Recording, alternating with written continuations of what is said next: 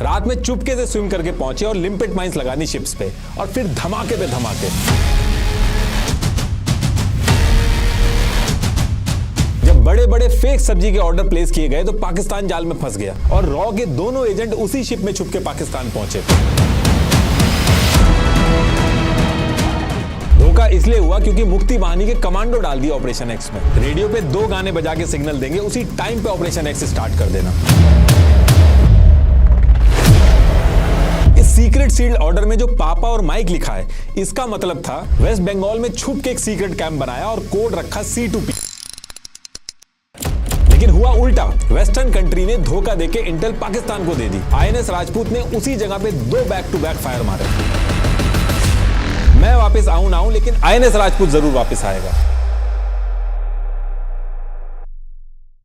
आगे बढ़ने से पहले बात करते हैं आज के स्पॉन्सर उडू के बारे में। देखिए, काफी कंपनीज के HR डिपार्टमेंट्स में HR अच्छी क्वालिटी हायरिंग करने की जगह अपना मोस्टली टाइम वेस्ट कर देता है एक्सेल शीट्स पे डेटा मेंटेन करने में, या सैलरी पेरोल के रिकॉर्ड्स में हुई मिस्टेक्स को सुधारने में, और कुछ बेसिक काम जैसे leave approval, interview process follow-ups में। जबकि आज के टाइम में ये सब एक ही सिस्टम से बहुत इजीली ऑटोमेट हो सकता है। उडू के HR एप्स एग्जैक्टली यही करते हैं। अब आपको मैनुअली रिकॉर्ड्स रखने की नीड नहीं। इसमें सैलरीज, अटेंडेंस और लीव रिक्वेस्ट सब रियल टाइम में रिकॉर्ड होता है, जिसको आप मोबाइल ऐप से ट्रैक कर सकते हैं, जिससे एरर्स, मिस्टेक्स मिनिमम हो जाते हैं और आप फिर एक्चुअल बिजनेस ग्रोथ पे ध्यान दे सकते हो। इसके साथ साथ रिक्रूटमेंट के टाइम रिज्यूमेस, फीडबैक्स और अप्रूवल्स एक जगह ट्रैक होते हैं। ऑनबोर्डिंग के टाइम ID कार्ड, डॉक्यूमेंट्स और एसेट्स ऑटो मैनेज हो जाते हैं, और अप्रेजल्स एक ट्रांसपेरेंट सिस्टम से होते हैं। और सिर्फ उडू के HR ऐप्स ही नहीं, आप एक्सप्लोर कर सकते हैं पूरे उडू बिजनेस सूट को, जिसमें अकाउंटिंग, CRM, सेल्स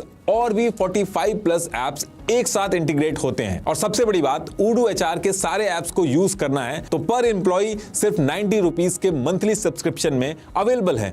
तो यूज उडू HR and grow your business, link is in the bio. तो टॉपिक पे वापस आते हैं। देखिए, ईयर 1971 का जो टाइम था, इस टाइम पे पाकिस्तान 2 पार्ट में था, वेस्ट पाकिस्तान और ईस्ट पाकिस्तान। और ये जो ईस्ट पाकिस्तान था, यानी कि आज का बांग्लादेश, यहाँ के लोग इनकी वेस्ट पाकिस्तान की लीडरशिप जो इनके साथ लैंग्वेज वगैरह को लेके भेदभाव कर रही थी, उसके खिलाफ ये सड़कों पे आ गए थे और प्रोटेस्ट कर रहे थे। और इन प्रोटेस्ट को रोकने के लिए पाकिस्तान की मिलिट्री ने 25 मार्च 1971 को एक बहुत बड़ा क्रैकडाउन स्टार्ट कर दिया था ईस्ट पाकिस्तान के अंदर। मास में मर्डर हो रहे थे। अब 25 मार्च को जब ये क्रैकडाउन शुरू हुआ तो ईस्ट पाकिस्तान के बॉर्डर से लोग इंडिया के अंदर घुसने लगे। और ये जो लोग इंडिया के अंदर घुस रहे थे, ये नंबर कम नहीं था। डेली 50,000 से ज्यादा रिफ्यूजी इंडिया में घुसने लगे थे। जगह जगह पे इंडिया को रिफ्यूजी कैंप तक बनाने पड़ रहे थे। और बहुत ही कम टाइम के अंदर ये जो रिफ्यूजी का नंबर था, ये 90 लाख से भी ऊपर पहुंच गया था। अब देखिए, सुनने में तो बहुत छोटी सी चीज लग रही है, लेकिन इसका बहुत बड़ा इंपैक्ट हो रहा था। पैसे का बहुत नुकसान हो रहा था। $700 मिलियन का बर्डन इंडियन गवर्नमेंट के ऊपर आ गया था। सेंट्रल गवर्नमेंट के बजट का 4% इसी चीज को संभालने में लग जा रहा था। और बॉर्डर ये बहुत लंबा था, तो इसको रोकना भी बहुत मुश्किल था। लेकिन रिफ्यूजी के जो नंबर थे, वो बहुत तेजी से डे बाय डे बढ़ रहे थे, और इतनी तेजी से बढ़ रहे थे कि इंडिया की डेमोग्राफी तक चेंज होने का डर खड़ा हो गया था। मतलब कि इंडियन रीजन में आबादी बदलने तक का डर खड़ा हो गया था। अब इससे निपटने के लिए इंडिया ने बहुत सारे तरीके अपनाए, मल्टीपल जगह बात की, UN तक में गया, लेकिन उसके बाद भी कुछ हो नहीं पाया। और जब कोई रास्ता नहीं बचता है तो अप्रैल 1971 में प्राइम मिनिस्टर इंदिरा गांधी जी ने आर्मी, नेवी और एयरफोर्स तीनों के चीफ को बुला के तुरंत ईस्ट पाकिस्तान में मिलिट्री एक्शन लेने के लिए बोला। अब ये चीज जब तीनों चीफ्स के सामने रखी गई तो उन्होंने मना कर दिया कि हमें इस वॉर को जीतने के लिए टाइम चाहिए होगा, कि अगर ये वॉर हम अप्रैल 1971 की जगह दिसंबर 1971 में करेंगे तो श्योर शॉर्ट विक्ट्री होगी और डैमेज भी कम होगा। और फिर ये सारी चीजें डिस्कस होने के बाद इंदिरा गांधी जी प्रिपरेशन के लिए टाइम दे देती है। अब जब ये प्रिपरेशन का टाइम मिला तो इंडियन फोर्सेस का प्लान ये था कि ये जो 6-7 महीने मिले हैं प्रिपरेशन के लिए, इसमें पाकिस्तान को इतना वीक कर दिया जाए कि दिसंबर में जब वॉर हो तो एकदम आसानी से विक्ट्री हो। तो अगर आप यहां मैप पे देखोगे तो पाकिस्तान की मिलिट्री जो वेस्ट पाकिस्तान से ईस्ट पाकिस्तान पहुंच रही थी, उसके पहुंचने के 2 ही तरीके थे। एक एयर रूट था, दूसरा ये सी रूट था। तो 1 अप्रैल 1971 को तो इंडिया ने अपना एयर स्पेस तो ऑलरेडी बंद ही कर दिया था। अब दूसरा रास्ता बचा था sea route. Pakistan military East Pakistan में सारे जो मिलिट्री सप्लाई वगैरह थे वो इसी रूट से भिजवा रही थी। तो उस टाइम के इंडियन नेवी के हेड SM नंदा जी जो थे, वो ये चाहते थे कि कैसे भी करके इस सी रूट को भी बंद कर दिया जाए, ताकि यहां से भी अगर हथियार वगैरह नहीं जाएंगे तो पाकिस्तान की मिलिट्री की सप्लाई लाइन वगैरह बंद हो जाएगी, तो ईस्ट पाकिस्तान ऐसे ही चारों तरफ से आइसोलेट हो जाएगा। अब ये प्लान तो अच्छा था, लेकिन इंडिया खुद डायरेक्टली इस चीज को नहीं रोक सकता था, ये एक्ट ऑफ वॉर माना जाता। तो इसके लिए अगले मंथ यानी कि मई 1971 को एक प्लान बनाया जाता है। वेस्ट बंगाल में एक प्लासी नाम से जगह है जहां एक सीक्रेट लोकेशन सेलेक्ट की जाती है और इस लोकेशन का कोड नेम था C2P। लेफ्टिनेंट कपिल और लेफ्टिनेंट दास इस सीक्रेट लोकेशन को मैनेज कर रहे थे और इस लोकेशन पे सारा कुछ सेटअप करने के बाद ईस्ट पाकिस्तान में जो मुक्ति बाहिनी के लोग पाकिस्तान की मिलिट्री के खिलाफ गुरिल्ला वॉरफेयर कर रहे थे, उनको इस C2P सीक्रेट कैंप में बुला के ट्रेनिंग दी जाती है, जिसमें इन मुक्ति बाहिनी के कमांडो को मैग्नेटिक लिम्पेट माइंस लगा के शिप्स को उड़ाना सिखाया गया। नाइट में नेविगेशन कैसे करना, ये सारी चीजें ट्रेनिंग में सिखाई गई। प्लान सिंपल था कि ये लोग खुद डायरेक्ट इन्वॉल्व होने की बजाय मुक्ति बाहिनी के जो कमांडो थे इनको ट्रेन करेंगे और ये कमांडो रात में अंडर वाटर स्विम करके जाएंगे और पाकिस्तान ये जो सी रूट से ईस्ट पाकिस्तान पहुंच रहा था, इन शिप्स के पास जाएंगे, उनके नीचे मैग्नेटिक लिम्पेट माइंस लगा के वापस आ जाएंगे और जब एक के बाद एक पाकिस्तानी शिप्स उड़ने लगेंगे तो अपने आप ये जो रूट है पाकिस्तान के लिए ब्लॉक होने लगेगा, जिससे पाकिस्तान की जो मिलिट्री वेपन्स वगैरह भेजने की जो सप्लाई लाइन है ईस्ट पाकिस्तान के अंदर वो डिसरप्ट हो जाएगी। तो अब ये सारी ट्रेनिंग वगैरह पूरी करने के बाद एक सीक्रेट कोड रखा जाता है कि इंडियन रेडियो पे एक स्पेसिफिक टाइम पे 2 प्री डिसाइडेड गाने चलेंगे और जैसे ही वो चलेंगे, ऑपरेशन एक्स इसका नाम रखा गया था, तो ये ऑपरेशन एक्स स्टार्ट हो जाएगा। In a stunning revelation from South Asia, India's Navy reportedly executed a covert mission dubbed Operation X, crippling East Pakistan's naval capabilities. तो एज पर प्लान 15 अगस्त 1971 की रात को रेडियो पे एग्जैक्ट गाने बजते हैं और जैसे ही रेडियो पे ये गाने बज के सिग्नल मिलता है, मुक्ति बाहिनी के कमांडो चितगोंग, मोंगला, चांदपुर, इन सारे इलाकों से निकल के अंडर वाटर स्विम करके पाकिस्तान के शिप्स जो उस रूट पे चल रहे थे उनके पास पहुंचते हैं, मैग्नेटिक लिम्पेट माइंस लगा देते हैं जो कि एक स्पेसिफिक टाइम पे ट्रिगर होकर ब्लास्ट करना था, जिसको इसका नाम ऑपरेशन एक्स रखा गया था। तो ये ऑपरेशन एक्स स्टार्ट जैसे ही होता है तो एक के बाद एक धमाके होने लगते हैं और 16 अगस्त 1971 को सबसे ज्यादा नुकसान होता है। MV अल अब्बास और MV हार्मोज ये सब उड़ जाते हैं। करीब 19,000 टन आर्म्स और एम्यूनिशन का नुकसान हुआ। ये जो 19,000 टन का जो नंबर है ये आपको अलग अलग जगह पे चेंज भी मिल सकता है, जो सबसे ज्यादा लिखा गया मैंने वो यूज किया। अब ये जो ऑपरेशन एक्स स्टार्ट हुआ था, जो बैक टू बैक पाकिस्तान की शिप्स पे धमाके हो रहे थे और ये पता भी नहीं चल रहा था कि कैसे हो रहे हैं धमाके, शिप्स के अंदर शिप्स जा रही हैं और धमाके हो जा रहे हैं। तो पाकिस्तान बहुत हैरान हो गया था, उसको समझ में नहीं आ रहा था कि ये हो क्या रहा है। पाकिस्तान की सारी मिलिट्री सप्लाई लाइन जो थी, जो ईस्ट पाकिस्तान में जा रही थी, वो डिसरप्ट होती जा रही थी। 100 से ज्यादा वेसल्स में ब्लास्ट हो चुके थे। हाल ये हो गया था कि पाकिस्तान अपनी शिप्स इस रूट में भेजने में भी डरने लगा था। ये सारी चीज जो मैं बता रहा हूं, ये कैप्टन MNR समंत जो इस ऑपरेशन में इन्वॉल्व थे, उन्होंने भी अपनी बुक में मेंशन कर रखा। अब देखिए, इसके कुछ टाइम बाद ऑपरेशन एक्स की वजह से ये जो ब्लास्ट हो रहे थे पाकिस्तानी शिप्स पे, ये बहुत ही सिस्टमैटिक और प्लान तरीके से हो रहे थे और जिस प्लान तरीके से ये हो रहे थे अटैक, पाकिस्तान को समझ में आने लगा था कि ये मुक्ति बाहिनी का कोई गुरिल्ला अटैक नहीं है, बल्कि इंडिया बैक्ड कोऑर्डिनेटेड ऑपरेशन है। यूएसए भी पाकिस्तान के साथ था, वो भी नहीं चाहता था कि पाकिस्तान मिलिट्री जो ईस्ट पाकिस्तान में कर रही है उसके बीच में इंडिया आके खड़ा हो जाए। तो जब ये सब हो रहा था तो यूएसए भी अपने एडवांस इंटेलिजेंस सिस्टम से इंडिया की भी एक्टिविटी ट्रैक कर रहा था। 22 दिसंबर 1971 को CIA के ऑफिस ऑफ नेशनल एस्टिमेट्स ने एक सीक्रेट मेमोरेंडम बनाया था। अभी तो ये डॉक्यूमेंट डीक्लासिफाइड हो गया है।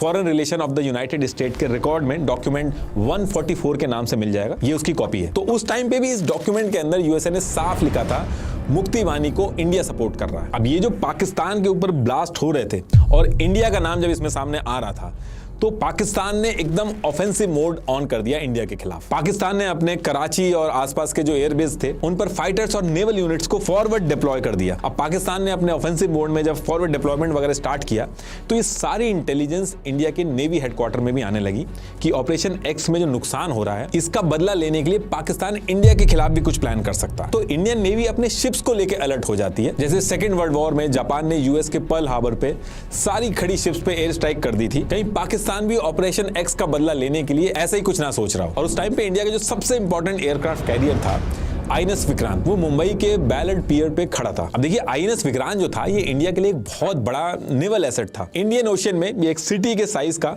चलते फिरते एयरबेस की तरह था। इसके ऊपर 20 से 25 फाइटर जेट से भी ज्यादा ऑपरेट कर सकते थे। वॉर के अंदर अकेले INS विक्रांत पूरी बाजी पलटने का दम रखता था, इसलिए इसको सेफ रखना बहुत जरूरी था। लेकिन सेम टाइम पे एक दिक्कत और थी इसमें कि INS विक्रांत में कुछ रिपेयर का काम भी बचा था। इसके एयरक्राफ्ट उड़ाने के लिए कैटापुल्ट लॉन्चर जो था उसमें दिक्कत थी और इसके A1 बॉयलर के मल्टीपल वाटर ड्रम भी रिपेयर होने थे और उनके स्पेयर पार्ट वगैरह जो थे वो ब्रिटेन से मंगवाने पड़ते थे और 3-4 साल से ज्यादा का टाइम लग जाता।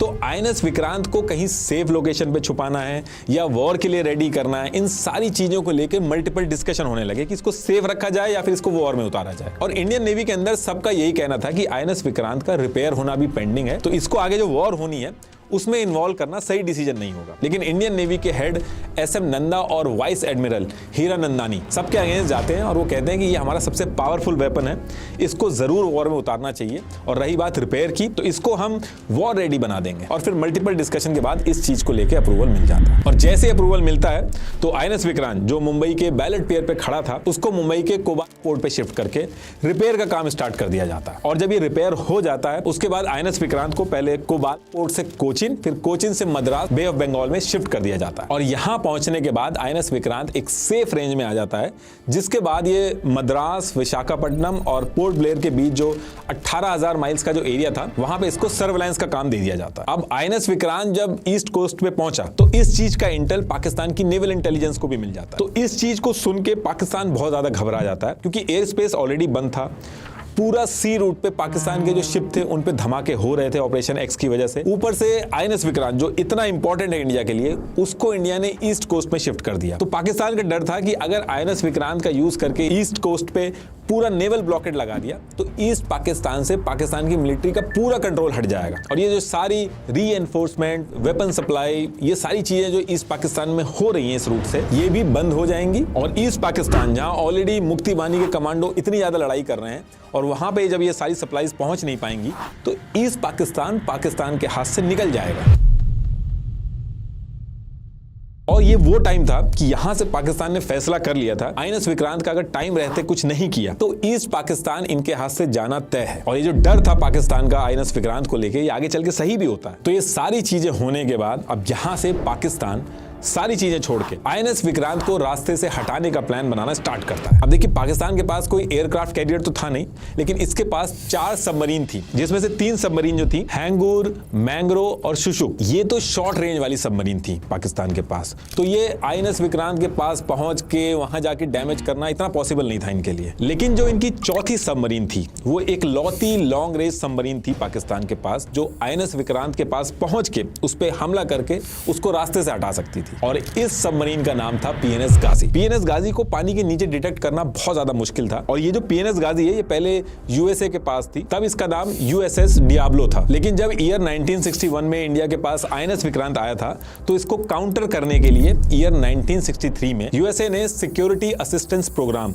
एसएपी के अंडर इसको पाकिस्तान को लीज पे दे दिया था। और फिर पाकिस्तान ने इसका नाम बदल के पीएनएस गाजी S-130 कर दिया था। तो पाकिस्तान के पास सबसे बेस्ट ऑप्शन पीएनएस गाजी था आईएनएस विक्रांत को रास्ते से हटाने के लिए। तो सितंबर 1971 आते आते पाकिस्तान की लीडरशिप ये फैसला ले चुकी थी कि अब पीएनएस गाजी को बे ऑफ बंगाल भेज के आईएनएस विक्रांत को गिराना होगा। लेकिन दिक्कत ये थी कि ये जो पीएनएस गाजी था, इसकी भी हालत बहुत खराब थी, पुराना हो गया था ये, और इसके मार्क 14 टॉर्पीडोज में एक टेक्निकल इशू चल रहा था। और करीब 1 वीक पहले जब पीएनएस गाजी को एक शॉर्ट पेट्रोलिंग के लिए अरेबियन सी में भेजा गया, तो मैकेनिकल इशू की वजह से बीच रास्ते से वापस बुलाना पड़ गया था। तो पीएनएस गाजी में ये जो सारे इशू चल रहे थे, इसकी वजह से पाकिस्तान की नेवी पीएनएस गाजी को बे ऑफ बंगाल में मिशन के लिए भेजने के लिए मना कर रही थी। लेकिन उसके बाद भी पाकिस्तान की लीडरशिप मानती नहीं है, वो अपना फैसला बना चुकी थी और प्रिपरेशन स्टार्ट करा देती है। अब पाकिस्तान को ये तो पता था कि INS Vikrant Bay of Bengal में था, लेकिन एग्जैक्ट लोकेशन नहीं पता थी। और इसको पता करने के लिए क्या किया इन्होंने, एक वेस्टर्न कंट्री थी, उसके एयरक्राफ्ट को बहाने से मद्रास के पास भेजा गया। और फिर मद्रास के पास पहुंच के एयरक्राफ्ट में कुछ टेक्निकल प्रॉब्लम का बहाना बना के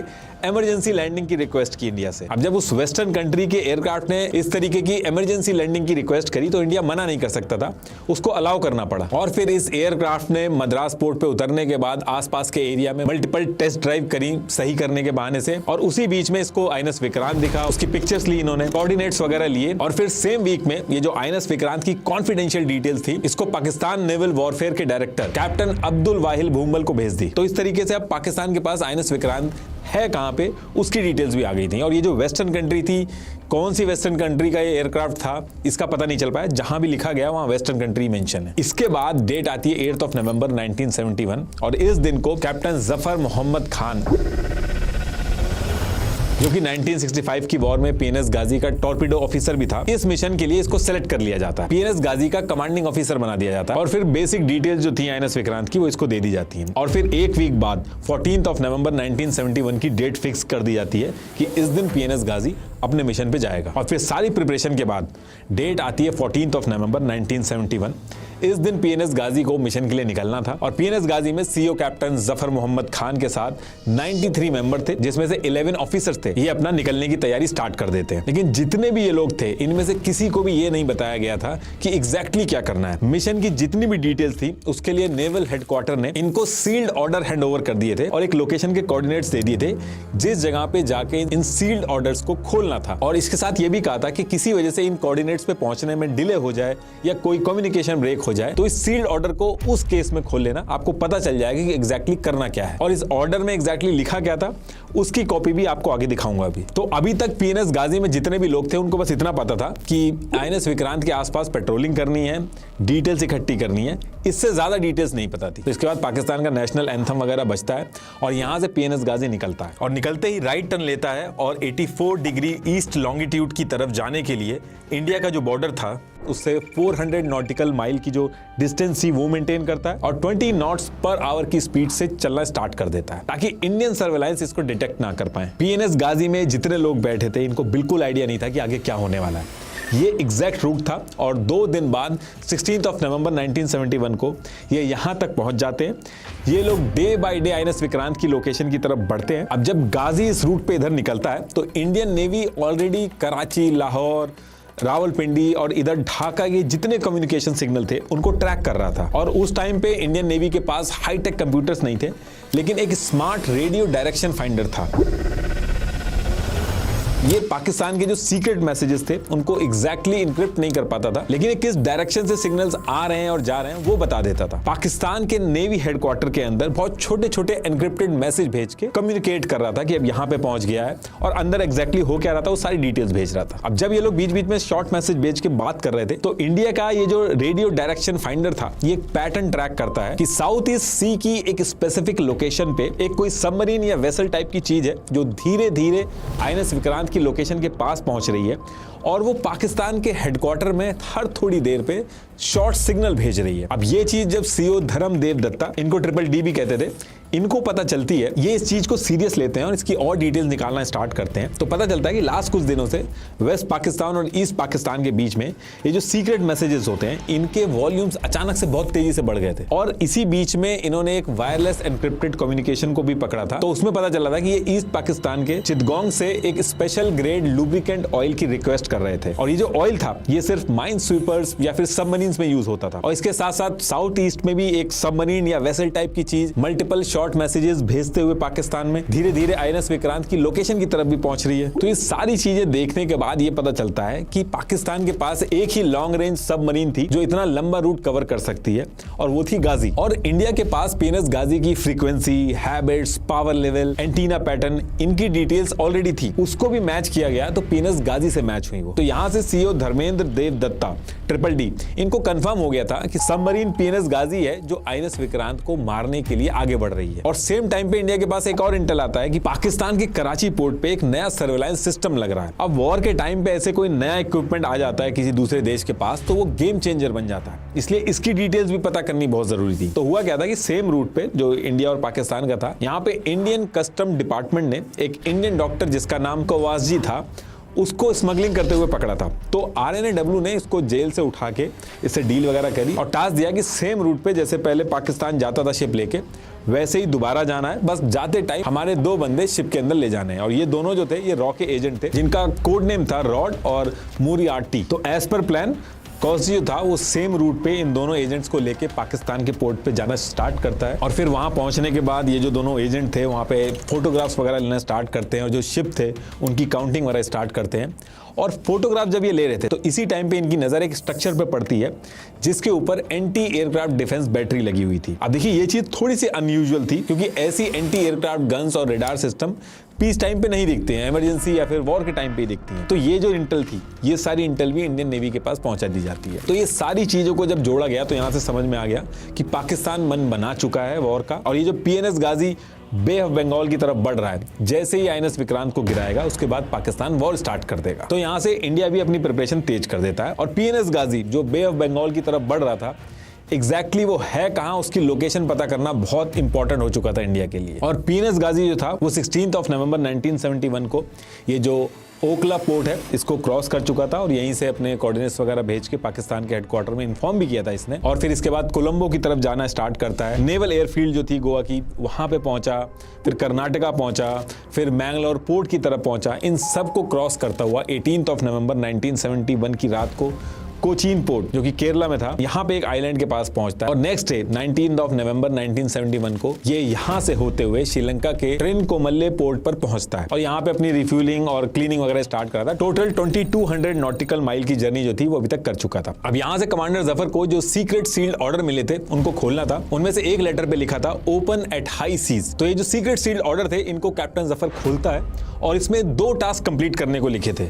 एक लिखा था go to Madras and sink INS Vikrant और दूसरा टास्क ये था कि इन केस आईएनएस विक्रांत को सिंक ना किया जा सके तो विशाखापट्टनम पोर्ट के आसपास पहुंच के माइंस बिछानी है। तो ये जो दूसरा टास्क लिखा हुआ था, ये जो इंडिया ऑपरेशन एक्स के थ्रू पाकिस्तान के शिप्स उड़ा रहा था, उसका बदला लेने के लिए दूसरा टास्क सेट किया गया था। इसीलिए उन सीक्रेट ऑर्डर्स में लिखा गया था कि किसी वजह से अगर पहला टास्क पूरा ना हो पाए तो हर हाल में विशाखापट्टनम पोर्ट के पास माइंस जरूर लगानी है। तो यहां से पीएनएस गाजी की जो टीम थी और कमांडर जफर था उसको एग्जैक्ट आइडिया लगा था कि इनको यहाँ पे आईएनएस विक्रांत को गिराने के लिए भेजा गया है। तो कमांडर जफर अपने टास्क को पूरा करने के लिए धीरे धीरे करके आईएनएस विक्रांत की तरफ बढ़ना स्टार्ट करता है। और वहीं दूसरी तरफ जो इंडियन इंटेलिजेंस थी, इनको पता चल चुका था कि PNS Ghazi Bay of Bengal तक पहुंच चुका है। और वो इसलिए पता चल चुका था क्योंकि पीएनएस गाजी इस पूरे रास्ते में शॉर्ट मैसेजेस, जिसको शॉर्ट एचएफ बर्स्ट भी कहते हैं, इसके थ्रू पाकिस्तान हेडक्वार्टर से बीच बीच में अपना ट्रांसमिशन ओपन करके बात कर रहा था। तो इन शॉर्ट मैसेजेस को पकड़ने में तो इंडिया के लिए दिक्कत हो रही थी। तो इंडिया क्या कर रहा था उस समय कि पीएनएस गाजी जब अपना ट्रांसमिशन ओपन करता था पाकिस्तान में मैसेज भेजने के लिए, तो उसी छोटे से विंडो को पकड़ के इंडिया क्या करता था, उस फ्रीक्वेंसी पर पावरफुल बैकग्राउंड सिग्नल भेजना शुरू कर देता था, जिससे पीएनएस गाजी और पाकिस्तान के बीच में जो कम्युनिकेशन होता था वो समझने में बड़ी दिक्कत होती थी। तो ये शॉर्ट मैसेजेस थे वो बार बार रिपीट करने पड़ते थे, जिससे ज्यादा देर तक लोकेशन जो थी वो ट्रैक हो पाती थी। तो इस तरीके से इंडियन इंटेलिजेंस को पीएनएस गाजी किस स्पेसिफिक एरिया में है ये पता चल पा रहा था, लेकिन एग्जैक्ट उसकी लोकेशन इतने बड़े समुद्र के अंदर कहां थी वो अभी भी नहीं पता था।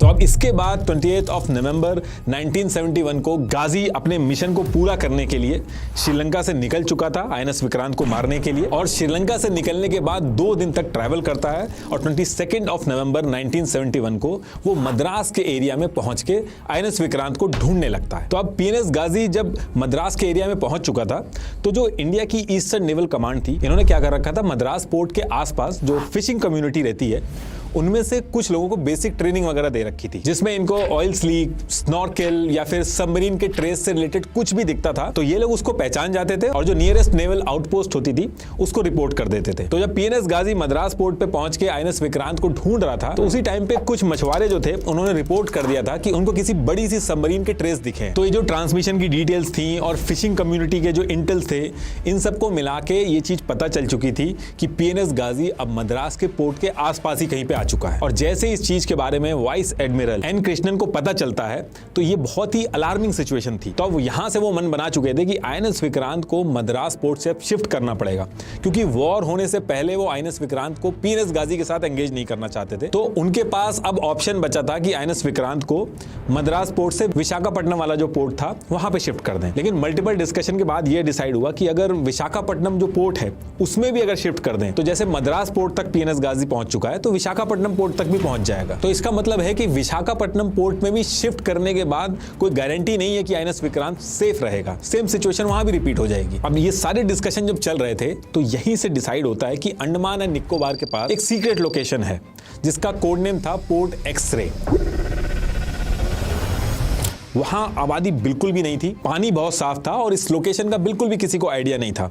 और अच्छी चीज ये थी कि ये बे ऑफ बंगाल के पास में थी, तो अगर इन केस वॉर वगैरह भी स्टार्ट होती है और अगर हम आईएनएस विक्रांत को वहां पे शिफ्ट कर देते हैं सीक्रेट लोकेशन पे, तो आईएनएस विक्रांत को एकदम से बे ऑफ बंगाल में लाना आसान होगा। दूसरी चीज पानी साफ था, तो कोई अगर पीएनएस गाजी जैसी शिप अगर वहां पे आएगी तो उसको ट्रैक करके उसको गिराना आसान होगा, साफ पता चल जाएगा साफ पानी में। तो ये सारे डिस्कशन होने के बाद बिना टाइम वेस्ट किए आईएनएस विक्रांत को इस सीक्रेट लोकेशन, जिसका कोडवर्ड था पोर्ट एक्सरे, यहां पे शिफ्ट कर दिया जाता है। अब आईएनएस विक्रांत जो था वो तो शिफ्ट हो गया था, लेकिन वहीं दूसरी तरफ जो मद्रास पोर्ट था, उस पोर्ट से 12 से 15 माइल्स की डिस्टेंस मेंटेन करके पीएनएस गाजी पाकिस्तान के नेवल हेडक्वार्टर के साथ कोऑर्डिनेट करके कंटिन्यूअसली आईएनएस विक्रांत को ढूंढ रहा था। और पाकिस्तान नेवल हेडक्वार्टर जो था वो अपने अलग अलग सोर्सेज जो ग्राउंड पे थे उनसे आईएनएस विक्रांत की लोकेशन का पता लगाने की कोशिश कर रहा था, और जो छोटी से छोटी इंफॉर्मेशन आती थी वो पीएनएस गाजी को एक सीक्रेट कोड के थ्रू भेजता था। तो इस तरीके से ये कोऑर्डिनेशन बना के मद्रास पोर्ट के पास आईएनएस गाजी को ढूंढ रहे थे। और इसी टाइम पे पाकिस्तान नेवल हेडक्वार्टर से एक मैसेज भी भेजा गया था। ये उस मैसेज की कॉपी है। इसमें पापा, कराची और अरेबियन सी के बीच में एक लोकेशन थी, उस लोकेशन के बारे में रेफर किया गया है। ऐसे इसमें माइक जो है वो मद्रास का कोड नेम रखा गया है। इस तरीके के मैसेजेस भेज के ये लोग आपस में कोऑर्डिनेट कर रहे थे और आईएनएस विक्रांत को ढूंढ रहे थे। अब एक तरफ ये पाकिस्तान मद्रास पोर्ट के पास आईएनएस विक्रांत को ढूंढ रहा था, वहीं दूसरी तरफ वाइस एडमिरल एन कृष्णन चाहते थे कि पीएनएस गाजी मद्रास पोर्ट की जगह अगर किसी तरीके से विशाखापट्टनम पोर्ट के पास आ जाए तो उसको मार के गिराना आसान होगा, क्योंकि विशाखापट्टनम पोर्ट पे इंडियन नेवी का स्ट्रांग होल्ड था।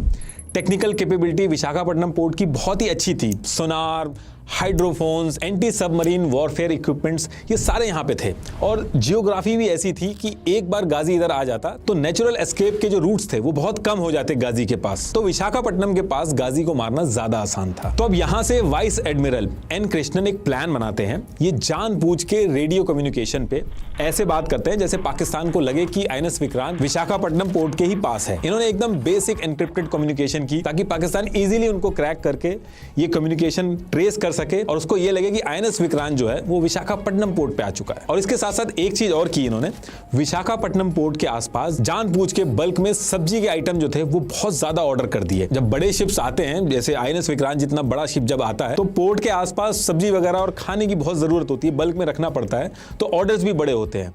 हाल ये कर दिया गया था विशाखापट्टनम पोर्ट पे, ऐसा लगने लगा था जैसे सब्जी मंडी खुल गई है, इतने ज्यादा ऑर्डर प्लेस कर दिए गए थे। और इसकी वजह से आसपास के एरिया में ये डिस्कशन स्टार्ट हो गया था कि आईएनएस विक्रांत जो है वो विशाखापट्टनम पोर्ट पे आने वाला है। तो जो लोकल पाकिस्तानी एजेंट्स जो थे वहां तक भी बात पहुंच गई और उन्होंने ये इंटेल पाकिस्तान तक भी पहुंचा दिया। तो ये जो मल्टीपल कोशिश की गई पाकिस्तान को यकीन दिलाने के लिए कि आईएनएस विक्रांत जो है वो विशाखापट्टनम पोर्ट पे है, 25 नवंबर 1971 को ये कोशिश कामयाब हुई। इस दिन ये सारे इंटेल पाकिस्तान नेवल हेडक्वार्टर में पहुंचे और सेम डे यानी कि 25 नवंबर 1971 को रात को 11:07 पे इन्होंने पीएनएस गाजी को एक सीक्रेट मैसेज भेजा। Occupy zone victory with full dispatch, intelligence indicates carrier in port. ये उस मैसेज की कॉपी है। अब ये मैसेज मिलते ही कैप्टन जफर बिना कुछ सोचे ये रूट पकड़ के मद्रास से विशाखापट्टनम पोर्ट 340 माइल्स दूर था उस तरफ निकल जाता है। और इस बार जब पीएनएस गाजी विशाखापट्टनम पोर्ट की तरफ निकलता है तो इससे पहले जो वो शॉर्ट मैसेजेस में बात कर रहा था,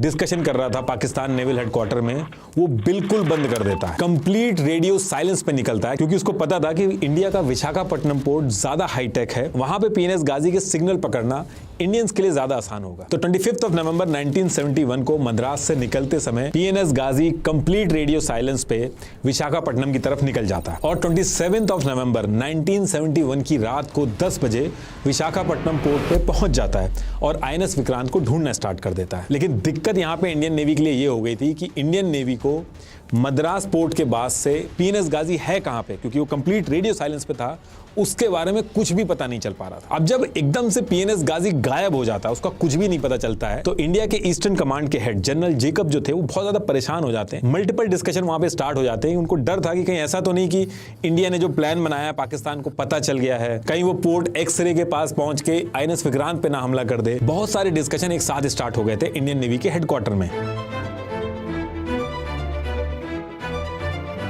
अब देखिए इंडिया के मैप पे अगर आप विशाखापट्टनम पोर्ट को देखोगे तो वो ये यहाँ पे है। इसको आप जूम करोगे तो विशाखापट्टनम पोर्ट जो है वो दो पार्ट में है। एक ये यहाँ पे इनर हार्बर है, यहाँ पे जो शिप्स वगैरह हैं वो खड़े होते हैं, रिपेयर और मेंटेनेंस का काम भी होता है, और ये आउटर हार्बर है। और ये इधर आप देखोगे तो यहाँ पे ब्रेक वाटर है, यानी कि कंक्रीट और स्टोन के वॉल टाइप बना दी जाती हैं। ये बहुत ही जो हैवी लहरें वगैरह आती हैं उनको कंट्रोल करता है और सिक्योरिटी भी मेंटेन करता है। तो अगर आप ये देखोगे तो यहाँ पे ये ब्रेक वाटर की वजह से ये एक मेन एंट्री एग्जिट बन जाती है विशाखापट्टनम पोर्ट पे, जिसमें से इंडिया के बड़े शिप्स आते और जाते हैं। और पीएनएस गाजी इसी एंट्री के पास पहुंच चुका था और यहां पहुंचने के बाद पीएनएस गाजी का जो कैप्टन था जफर, उसके पास 3 ऑप्शन थे। एक ऑप्शन ये था कि विशाखापट्टनम पोर्ट का जो इनर हार्बर है इस तरफ आईएनएस विक्रांत को ढूंढता हुआ जाए और जहां पे आईएनएस विक्रांत दिखे उस पे टॉर्पीडो यानी कि अंडर वाटर मिसाइल जो है वो फायर करके उड़ा दे उसको। लेकिन विशाखापट्टनम पोर्ट का जो इनर हार्बर था वहां पे वाटर लेवल कम था, 15 मीटर की गहराई थी, तो यहाँ पे पीएनएस गाजी पकड़ा जाता, उसको उड़ा दिया जाता। तो इस वजह से पीएनएस गाजी 2.1 नॉटिकल माइल से ज्यादा पोर्ट के अंदर नहीं जा सकता था। दूसरा ऑप्शन था कि ये आउटर हार्बर के बाहर वेट करे और जब आईएनएस विक्रांत आए तब टॉर्पीडो यानी कि अंडर वाटर मिसाइल जो है उसको फायर करके आईएनएस विक्रांत को उड़ा दे। और तीसरा ऑप्शन था ये जो बड़े बड़े वाटर ब्रेक आप देख रहे हैं इसके बीच में जो एंट्री एग्जिट का जो रास्ता है उसके पास माइंस बिछा दे। तो जो पीएनएस गाजी का जो कैप्टन जफर था वो डिसाइड करता है कि एक तरफ वो अपनी टीम को पेरिस्कोप से आईएनएस विक्रांत का वेट करने के लिए बोलता है ताकि वो पेरिस्कोप से देखते रहे कि आईएनएस विक्रांत आ रहा है कि नहीं आ रहा है। और जब तक आईएनएस विक्रांत नहीं मिलता है तब तक ये मेन जो एंट्री एग्जिट थी विशाखापट्टनम पोर्ट की यहाँ पे माइंस बिछाता है। अब देखिए माइंस बिछाने की भी एक उसमें ट्रिक थी। जब भी अब बड़ी शिप्स होती हैं जैसे आईएनएस विक्रांत है, जब भी ये मूव करते हैं तो उसके आगे कॉन्वॉय चलता है, तो अगर माइंस ऐसे ही डायरेक्ट लगा देंगे कॉन्वॉय का पहला शिप आके इस माइन से टकराएगा और वो उड़ जाएगा, लेकिन आईएनएस विक्रांत बच जाएगा। तो ये जो अंडर वाटर माइंस थी इनके अंदर भी नंबर सेट होते हैं। जैसे अगर 10 नंबर सेट कर दिया तो 10 बार शिप जाएगी उस पर तो कुछ नहीं होगा, और 11वीं शिप जब जाएगी तो उसमें धमाका होगा। तो कैप्टन जफर के पास जितनी भी डिटेल्स थी उसके हिसाब से वो 20 नंबर इन माइंस पे सेट करके माइंस लगाना स्टार्ट करता है।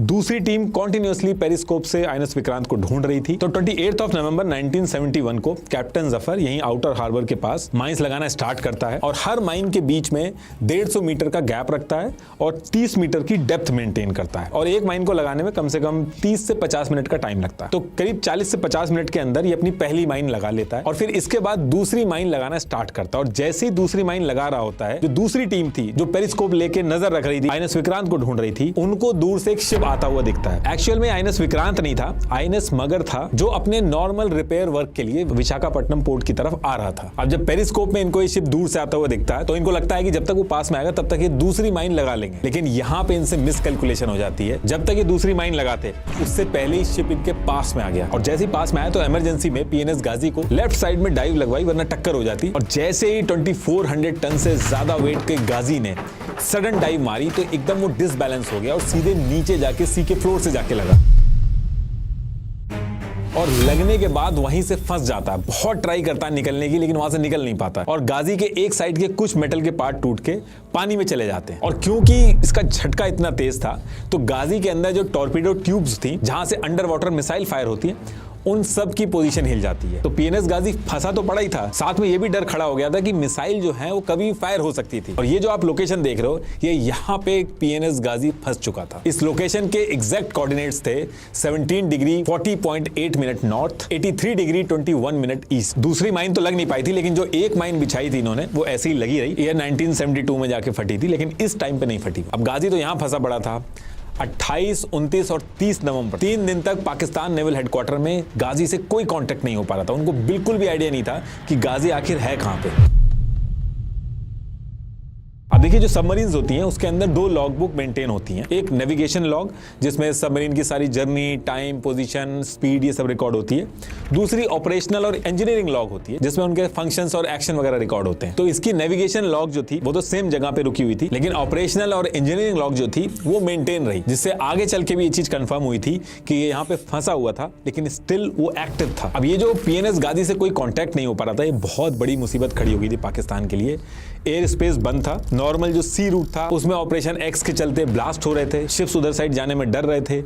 मुक्ति बानी जो थी वो ईस्ट पाकिस्तान में ऑलरेडी गुरिल्ला वॉरफेयर उसने स्टार्ट कर दिया था और इन सब से निपटने के लिए जो पीएनएस गाजी भेजा था वो भी गायब हो चुका था। तो एक तरह से पाकिस्तान ने भी मान लिया था कि पीएनएस गाजी शायद डूब गया होगा। तो अब यहां से पाकिस्तान कुछ और एक्शन नहीं करता तो ईस्ट पाकिस्तान ऑलमोस्ट कट चुका था वेस्ट पाकिस्तान से। तो अब पाकिस्तान यहां से फैसला ले लेता है कि 3 दिसंबर 1971 को वो इंडिया के ऊपर वॉर शुरू कर देगा। अब 3 दिसंबर 1971 का जो टाइम था वो तो सेट हो गया था कि इस दिन वॉर करनी है, लेकिन इससे 2 दिन पहले 1 दिसंबर 1971 को ये लोग ईस्ट पाकिस्तान में एक सीक्रेट मैसेज भेजते हैं जिसमें लोग ईस्ट पाकिस्तान के अंदर जो मर्चेंट शिप्स हैं, एयरक्राफ्ट हैं, इनको बे ऑफ बंगाल में आने के लिए कंप्लीटली मना कर देते हैं। और पाकिस्तान की किस्मत इतनी खराब रहती है कि ये जो मैसेज था ये भी इंडियन इंटेलिजेंस पकड़ लेती है और इंडिया को पता चल जाता है कि पाकिस्तान हमला करने वाला है इंडिया पे। अब इस वॉर में ये पहले से ही डिसाइड हो चुका था कि आईएनएस विक्रांत का रोल बहुत इंपॉर्टेंट है और क्योंकि इंडिया को पता चल चुका था कि वॉर कभी भी हो सकती है तो आईएनएस विक्रांत को इस सीक्रेट लोकेशन से बे ऑफ बंगाल में लाना मजबूरी थी। लेकिन दिक्कत यह थी कि इंडियन नेवी नेवी को पीएनएस गाजी के बारे में कुछ भी नहीं पता था। उनको बिल्कुल भी नहीं पता था कि वो कहीं फंसा पड़ा है, एक्चुअल में वो है कहां पे, किसी को कुछ नहीं पता था। ये अज्यूम किया जा रहा था कि PNS Ghazi Bay of Bengal में छुप के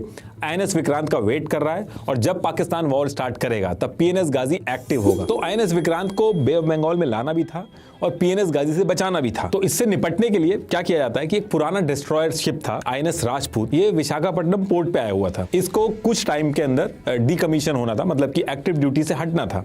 ये पुराना हो चुका था। ये जो नया वाला आईएनएस राजपूत है ये वो नहीं है, ये उससे अलग है। इसको 1949 में ब्रिटिशर्स से खरीदा था इंडिया ने। तो वाइस एडमिरल एन कृष्णन ने प्लान बनाया कि ऐसे डायरेक्ट आईएनएस विक्रांत को बे ऑफ बंगाल में लाने की बजाय आईएनएस राजपूत को ही आईएनएस विक्रांत का डिकॉय बना के लाया जा सकता है। और इससे होगा ये कि पीएनएस गाजी जो बे ऑफ बंगाल में घूम रहा है वो कंफ्यूज हो जाएगा। वो आईएनएस राजपूत को आईएनएस विक्रांत समझ लेगा और पाकिस्तान को जो हमला वगैरह करना होगा वो आईएनएस राजपूत पे करेगा। अब ये प्लान तो बहुत बढ़िया था, लेकिन आईएनएस राजपूत की पूरी टीम के लिए एक जानलेवा मिशन था। इसमें होना यह था कि आईएनएस राजपूत अपने सिग्नल्स ऑन करके बे ऑफ बंगाल में जाएगा ताकि पीएनएस गाजी उसको पकड़ सके। इस मिशन में आईएनएस राजपूत के वापस आने के चांसेस बहुत कम थे। तो अब ये सारा प्लान बना के आईएनएस राजपूत के कैप्टन इंद्र सिंह को बुला के सारी चीजें बताई जाती हैं कि ऐसे पीएनएस गाजी पाकिस्तान से आईएनएस विक्रांत को मारने के लिए बे ऑफ बंगाल में आया हुआ है, खुला घूम रहा है। वो एग्जैक्टली है कहां पे पता नहीं चल पा रहा है, लेकिन अगर उसने आईएनएस विक्रांत को कोई नुकसान पहुंचा दिया तो ये इंडिया और पाकिस्तान की वॉर के अंदर हारने और जीतने तक पे इंपैक्ट डाल सकता है। और आईएनएस विक्रांत को वैसे भी कुछ हो गया तो पूरे इंडियन नेवी का मोरल डाउन हो जाए। तो आईएनएस राजपूत के कैप्टन इंद्र सिंह ने एक सेकंड के लिए भी नहीं सोचा और कहा कि मैं वापस आऊं या ना आऊं,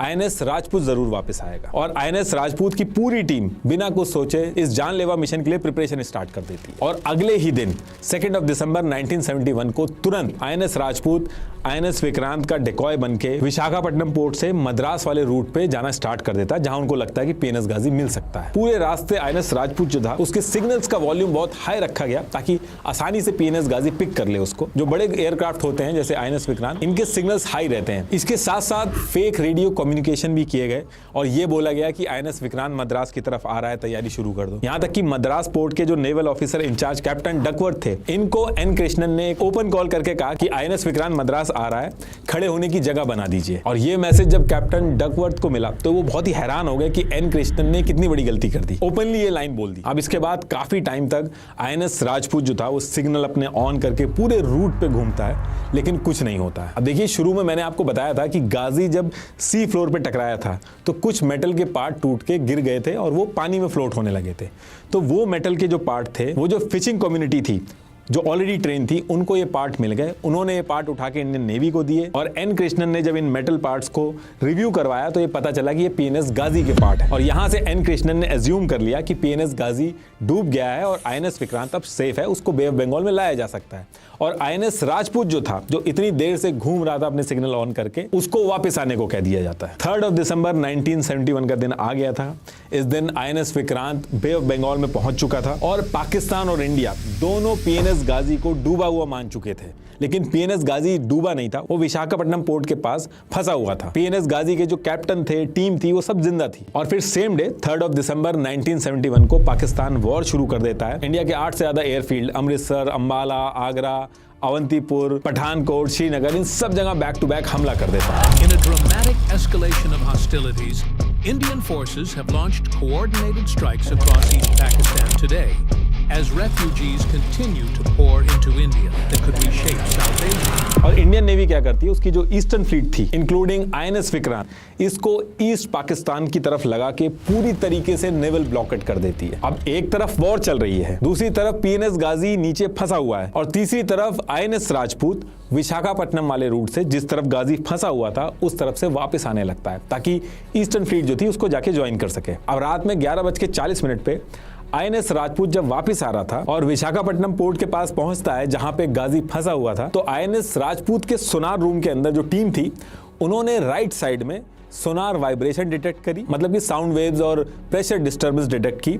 ये वाइब्रेशन एक्चुअल में गाजी की थी, जो बार बार ऊपर आने की कोशिश कर रहा था, उसकी थी। अब क्योंकि वॉर चल रही थी इंडिया पाकिस्तान के बीच में, तो आईएनएस राजपूत की टीम ने बिल्कुल भी रिस्क नहीं लिया। जिस लोकेशन से वाइब्रेशन आ रही थी उसके पास पहुंच के कैप्टन इंद्र सिंह ने 2 डेप्थ चार्ज फायर करवाए। बहुत ही हैवी होते हैं। जब ये 2 डेप्थ चार्ज फायर हुए तो बहुत जोर से धमाका हुआ और आसपास जो लोग थे उनके घरों में हल्का अर्थक्वेक भी आ गया। इस पूरे समुद्र वाले एरिया में हैवी वाइब्रेशन स्टार्ट हो गई और इसकी वजह से हुआ ये कि गाजी के अंदर जो टॉर्पीडो ट्यूब्स थी जो ऑलरेडी अपनी लोकेशन से हट चुकी थी, हिल चुकी थी, वो अपने आप फायर हो जाती हैं। तो उसकी भी बहुत तेज आवाज आती है। अब वो कहां जाके लगी ये नहीं पता चल पाया, लेकिन बहुत हैवी आवाज के साथ वो फायर हो जाती है। और फिर थोड़े टाइम बाद आईएनएस राजपूत की टीम ने देखा तो जिस जगह से वाइब्रेशन आ रही थी वो बंद हो जाती है। और आईएनएस राजपूत के कैप्टन जो थे ये सारी डिटेल एनक्रिप्शन जो थे उनको भेज के आगे बढ़ जाते हैं। अब अगले दिन सुबह के टाइम में जो लोकल मछुआरे थे सेम एरिया से उनको मेटल और लाइफ जैकेट मिलती है। उन लाइफ जैकेट्स पे USS डायब्लो लिखा था। ये नाम पहले गाजी का था जब यूएसए के पास था। अब ये चीज जब पता चलती है तो नेक्स्ट डे 4 दिसंबर 1971 की मॉर्निंग में 12:15 पे सेम लोकेशन जहां आईएनएस राजपूत ने 2 डेप्थ चार्ज किए थे वहां पे आईएनएस अक्षय और कमांड क्लियरेंस डाइविंग टीम को भेजा। ये लोग क्या करते हैं, इनके पास पीएनएस गाजी की हर एंगल से फोटोग्राफ थी, उनको लेते हैं अपने साथ और सेम जगह पे नीचे जाते हैं और हर एंगल से जो नीचे सबमरीन थी उसको मैच करते हैं। और फिर इसके बाद 5 दिसंबर 1971 को 9:14 पे ये लोग कंफर्म करते हैं कि नीचे 17 degree 40.8 minute north, 83 degree 21 minute east में डूबी हुई जो सबमरीन है वो पीएनएस गाजी ही है। इसके बाद और भी मल्टीपल टीम गई गाजी का एनालिसिस करने। पीएनएस गाजी को जब खोला गया तो उसके अंदर डेड बॉडीज मिली, एक बुक भी मिली जिसका नाम था हाइड्रोग्राफिक करेक्शन बुक, उस पे पीएनएस गाजी लिखा हुआ था। गाजी की लॉग बुक मिली, घड़ी मिली जो 12:15 पे रुकी थी एग्जैक्टली तभी जब आईएनएस राजपूत ने फायर किया था। इसके साथ साथ जो कॉन्वर्सेशन हुई थी, जो सीक्रेट कोड ट्रांसफर हुए थे पीएनएस गाजी और पाकिस्तान नेवल हेडक्वार्टर में, वो सीक्रेट कोड भी मिले, आइडेंटिटी प्रूफ्स मिले, कुछ लॉग बुक्स मिली, मशीन इन्फो, ये सारी इंफॉर्मेशन कलेक्ट करके इंडियन नेवी हेडक्वार्टर में पहुंचा दी जाती है। डीप एनालिसिस होता है, हर एक चीज को मैच किया जाता है और फिर उसके बाद ये पूरी कहानी जो मैं आपको बता रहा हूँ निकल के आती है। ये गाजी की ओरिजिनल फोटोग्राफ है और जब एक एक चीज मैच होने के बाद ये पूरी डिटेल कंफर्म हो जाती है तो उसके बाद हमारे डिफेंस मिनिस्टर पार्लियामेंट में गाजी के साथ क्या हुआ ये सबको बताते हैं। पीएनएस गाजी के खत्म होने के बाद 1971 की जो वॉर थी उसमें आईएनएस विक्रांत ने बहुत बड़ा रोल प्ले किया, जिसकी वजह से 93,000 पाकिस्तानी सोल्जर्स को वॉर में सरेंडर करना पड़ा, जो सेकेंड वर्ल्ड वॉर के बाद सबसे बड़ा सरेंडर था। और जो पाकिस्तान के 2 टुकड़े हुए, जो ईस्ट पाकिस्तान था वो बांग्लादेश बना। लास्ट में एक बार फिर से आपको बता दूं कि उडू बिजनेस सूट जिसमें एचआर, अकाउंटिंग, CRM, सेल्स ऐसे 45+ एप्स इंटीग्रेटेड हैं बड़े और छोटे हर बिजनेस के लिए, उसको जरूर ट्राई करें। Thank you.